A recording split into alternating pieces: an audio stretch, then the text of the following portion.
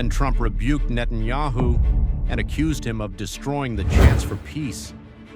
Today, we tell the story of a dispute that shook Washington and Tel Aviv in a single day, the story of how Netanyahu's military ambitions in Lebanon nearly derailed Trump's hopes for a historic deal with Iran, a story that ends with one question: is this the end of the alliance, or merely the beginning of a new and more dangerous chapter?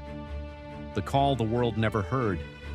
On June 1st, at exactly noon, Washington time, the White House phone rang. On the other end was Benjamin Netanyahu. What should have been a routine conversation between two allies quickly became something very different.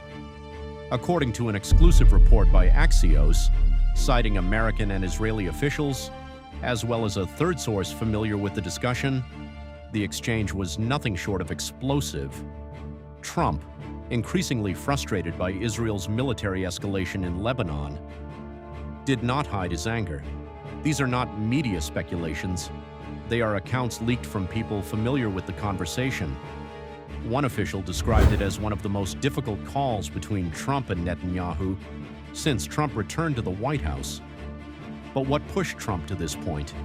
Trump's fury. What did he tell Netanyahu? According to sources briefed on the call, Trump's message was unusually blunt. First, accusations of recklessness and ingratitude. Trump reportedly told Netanyahu, "You're crazy." He also accused him of being ungrateful, pointing to the political support he had given him during his corruption trial in Israel. Second, a reminder of political debts. In what many observers considered an extraordinary moment, Trump reportedly said, "You'd be in prison if it weren't for me." He then added, "I'm saving you. Everybody hates you now. Everybody hates Israel because of this." Third, direct confrontation. At one point, Trump reportedly shouted, "What the hell are you doing?" Sources said he was furious and raised his voice loudly enough for others in the room to hear. Fourth, criticism of military tactics. Trump reportedly objected not only to the escalation itself, but also to Israeli methods. He expressed concern about leveling entire buildings to target a single Hezbollah commander and voiced worries over civilian casualties in Lebanon. According to one official, Trump effectively dominated the conversation, leaving Netanyahu little room to respond. By the end, Netanyahu reportedly replied, Okay, just make sure everything is handled." This was not diplomacy, it was pressure. Why did Trump explode now? To understand Trump's reaction, we need to look at the events leading up to the call. First, Iran's warning. Days earlier, Iran issued a clear message. If Israeli attacks in Lebanon continued, Tehran would withdraw from negotiations with Washington. Iranian Foreign Minister Abbas Araghchi warned that Israel's actions threatened the ceasefire framework, and that both the United States and Israel would bear responsibility for any violations. Second, preparations for strikes on Beirut. That same morning, the Israeli military issued evacuation warnings in Arabic to residents of Beirut's southern suburbs.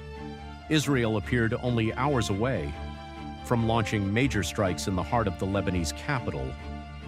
Third, Trump's remarks. Hours before speaking with Netanyahu, Trump told CNBC that he did not care if negotiations with Iran collapsed. His words were direct. "I don't care. If they end, they end. Frankly, it's becoming very boring." Those remarks immediately drew attention in diplomatic circles and financial markets alike. Fourth, domestic political pressure. Another factor was impossible to ignore. Gasoline prices remained above $4 per gallon. Polls showed Trump's approval rating slipping to 37%.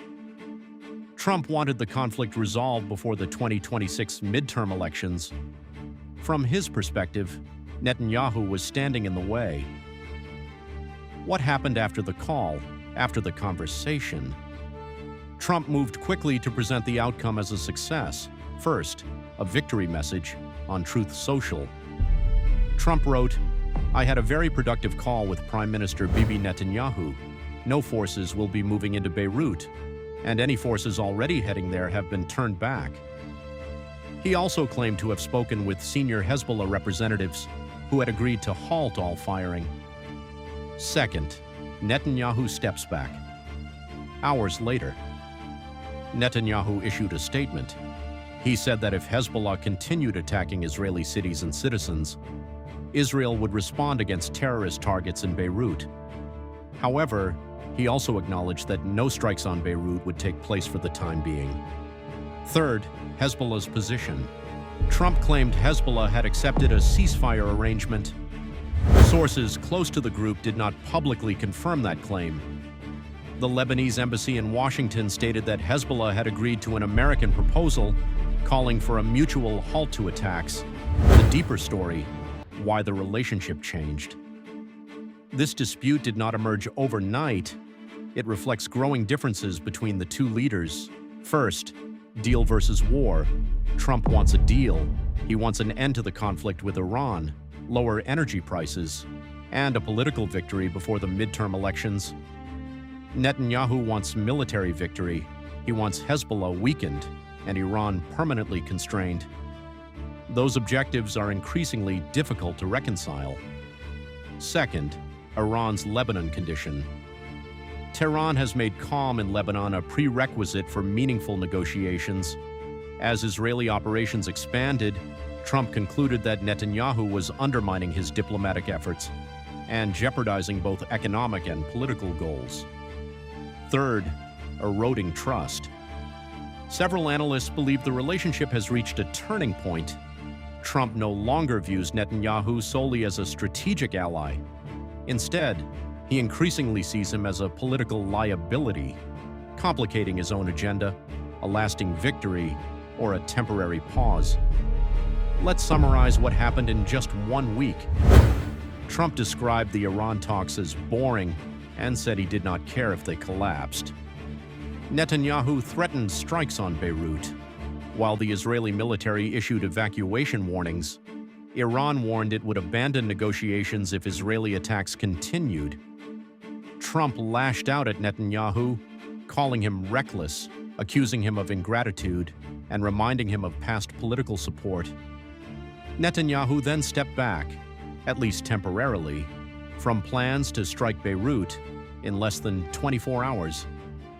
The entire picture changed, but the key question remains, is this a lasting breakthrough or merely a pause before a larger confrontation? Trump wants a deal at almost any cost. Netanyahu wants to continue the fight. In pursuit of his own objectives, Iran seeks to exploit divisions between them, and as always, civilians bear the consequences in Lebanon, in Iran, and in America, where fuel prices remain high and voters continue confronting their elected officials. Trump wants the deal. Netanyahu wants the victory. But when two determined leaders refuse to back down, who will blink first? While they struggle for leverage, the clock keeps ticking for everyone. Write your opinion in the comments. Don't forget to subscribe to the channel and turn on notifications to receive all our new videos. See you in the next video. Write your opinion in the comments. Don't forget to like and subscribe to the channel and turn on notifications to receive all our new videos. See you in the next video.